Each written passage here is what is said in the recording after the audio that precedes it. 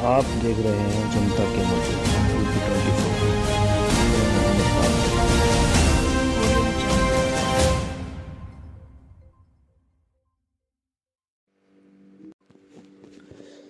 सहसवान जिला बदायूं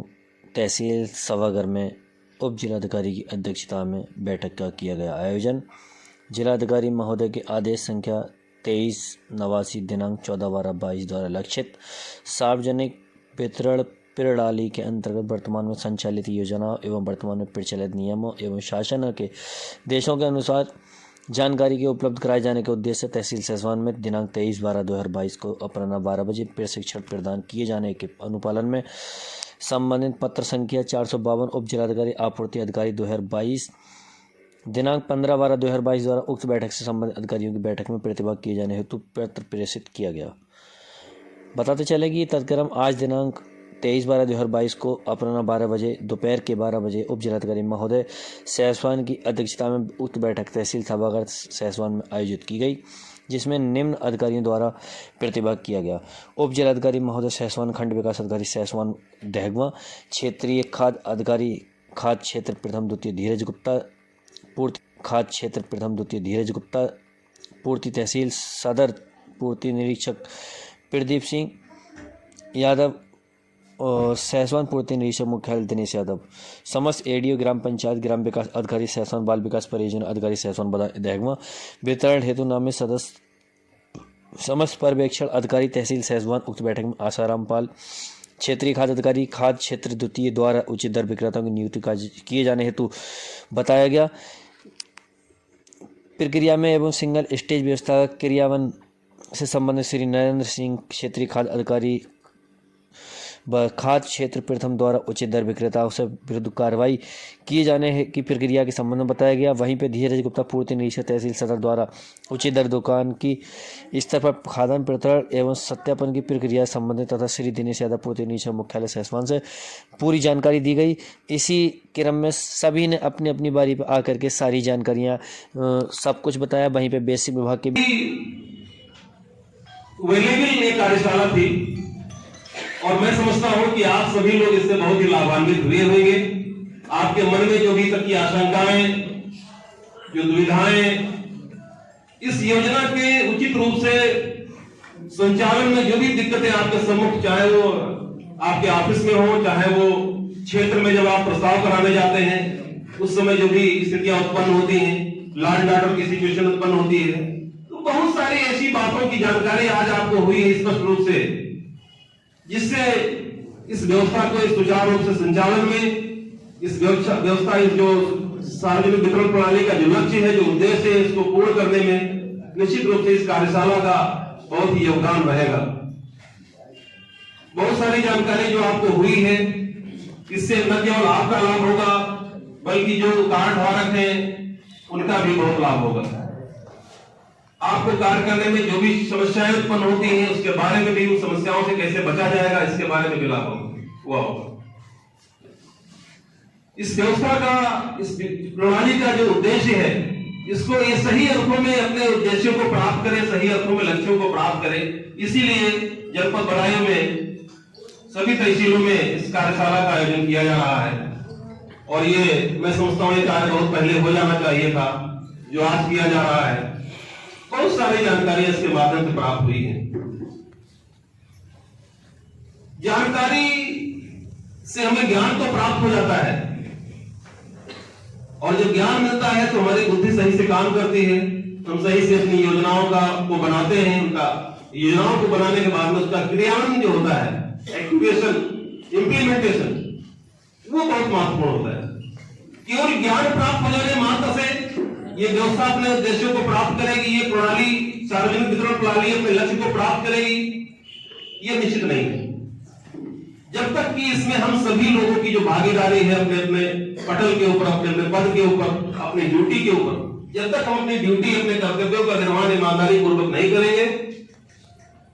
तब तक ये सार्वजनिक वितरण प्रणाली सही अर्थों में अपने उद्देश्यों को प्राप्त नहीं कर पाएगी। यहां सब बहुत सारे पर्यवेक्षणी अधिकारी बैठे हुए हैं जिनकी ड्यूटी उचित दर की दुकान पर लगाई जाती है, वितरण के समय लगाई जाती है। बहुत सारी शिकायतें इस तरीके की प्राप्त होती हैं कि सिग्नेचर करके आप चले गए, वितरण आपके द्वारा बैठ करके नहीं कराया गया, उचित दर विक्रेता अपनी मनमानी कर रहा है, राशन कार्ड धारकों से गलत व्यवहार कर रहा है, अनुचित व्यवहार कर रहा है, अभद्र व्यवहार कर रहा है, उनको भगा दे रहा है, उनको राशन नहीं दे रहा है, उनको दौड़ा रहा है। इन सारी चीजों के ऊपर, क्योंकि हम सभी मनुष्य हैं, मनुष्य के अंदर विकार पाए जाते हैं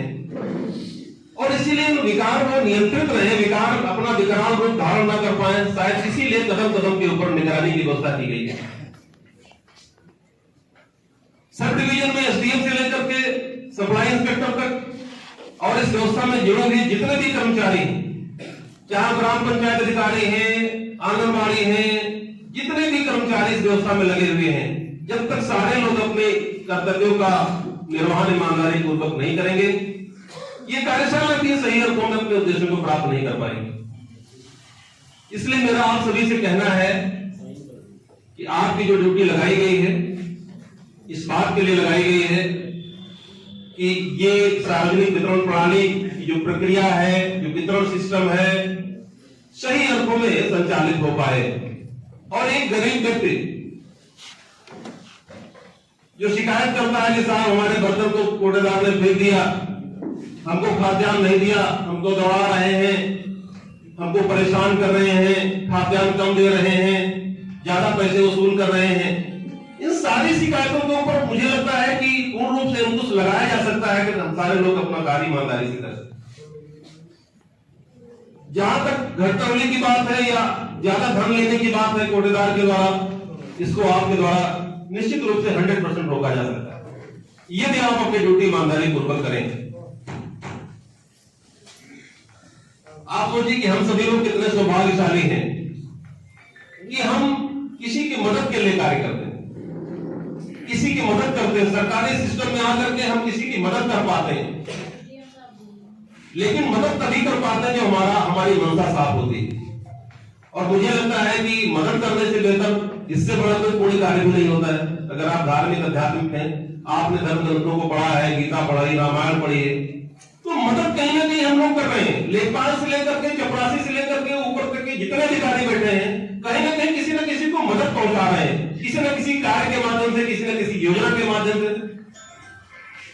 तो आप इस कार्य को बोझ मत समझें कि हमारी ड्यूटी लगा दी गई, इतना कार्य हो गया तो उतना कार्य हो गया।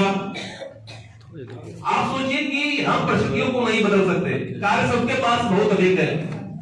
कार्य की कमी नहीं है, बस कार्य की प्राथमिकताओं का निर्धारण अगर हम कर लेते हैं सुचारू रूप से, तो मुझे लगता है कार्य के निर्वहन में भी दिक्कतें नहीं आती। काम तो हमको करना ही है, अच्छे मन से करें या बुरे मन से करें, हंस के करें या रो के करें, तनाव में करें या खुशीपूर्वक करें, कार्य करना है। Because we are government employees and officers, we have to do the work in each and every condition. अगर हमने सेवा को ज्वाइन किया है तो एम्प्लॉयर की शर्तों पे ही हमें नौकरी करनी है, नहीं तो हम सिस्टम से बाहर चले जाएंगे। कार्य करना है तो अच्छे मन से करिए, खुशीपूर्वक करिए, ईमानदारी से करिए, समर्पण से करिए, कर्तव्य को, अपने कर्तव्य को पूजा समझ के करिए। और मुझे लगता है कि इस ज्ञान को अगर आप कार्य रूप में परिणत कर लेंगे तो जो सार्वजनिक वितरण प्रणाली की व्यवस्था है, जो खाद्य सुरक्षा की व्यवस्था है, जो सरकार की मंशा है, कोर्ट की मंशा है, तो सही अर्थों में अपने उद्देश्य को प्राप्त करें। बहुत सारी जानकारी जिसमें मुझे बहुत ज्यादा और नहीं कहना है, विषय वस्तु की जानकारी आपको गहनता से दी गई है, आपने उसको आत्मसात किया है, बहुत अच्छी कार्यशाला है। मुझे बड़ी खुशी हुई कि आज सार्वजनिक वितरण प्रणाली के बारे में इतनी गहनता से विचार विमर्श हुआ, बातें एक दूसरे की बातें सुनी गई, समझी गई, जो आज तक आपको शायद नहीं पता होगी। तो इसलिए अगर आप प्रोबेशनरी अधिकारी के रूप में आपकी कहीं नियुक्ति की गई है तो 3 दिन दिया जाना बहुत ज्यादा कठिन कार्य नहीं होता है, क्योंकि आपकी ड्यूटी से कितने लोगों को राहत मिलेगी। आप सोचिए इस व्यवस्था का उद्देश्य क्या है, सार्वजनिक वितरण प्रणाली का क्या सही अर्थों में क्या उद्देश्य है। वहां पर रसूखदार लोग खाद्यान्न लेने जाते हैं कि गरीब लोग खाद्यान्न लेने जाते हैं। एक रसूखदार व्यक्ति जिसकी आर्थिक स्थिति बहुत सुदृढ़ है, सामाजिक स्थिति, राजनीतिक स्थिति, आर्थिक स्थिति बहुत सुदृढ़ है, उसको खाद्यान्न की जरूरत नहीं है। खाद्यान्न की जरूरत किसको है? इस प्रणाली के माध्यम से ऐसे लोग, समाज के शोषित, वंचित और निर्धन लोग, जो असहाय लोग हैं, निराश्रित लोग हैं, गरीब लोग हैं जिनको 2 जून की रोटी ठीक से नहीं मिल पा रही है, ऐसे लोगों को इस योजना के माध्यम से लाभ पहुंचाने का कार्य किया जा रहा है और ऐसे लोगों की मदद करने के लिए आपकी नियुक्ति की गई है। इस कार्य को समर्पण से करिए, अच्छे मन से करिए, ईमानदारी से करिए। जो आपके कार्य क्षेत्र में जो भी समस्याएं उत्पन्न होती थी, चाहे वो प्रस्ताव कराने से लेकर संबंधित हो, चाहे वितरण प्रणाली के बारे में जानकारी हो, चाहे राशन कार्ड का सत्यापन हो, बहुत सारे शासनादेशों का उल्लेख किया गया, उनमें उल्लेखित प्राविधानों का उल्लेख किया गया, आपके सामने आपको पढ़ करके सुनाया गया, बताया गया। अब इसको आपकी बारी है, इसमें हम सब की बारी है,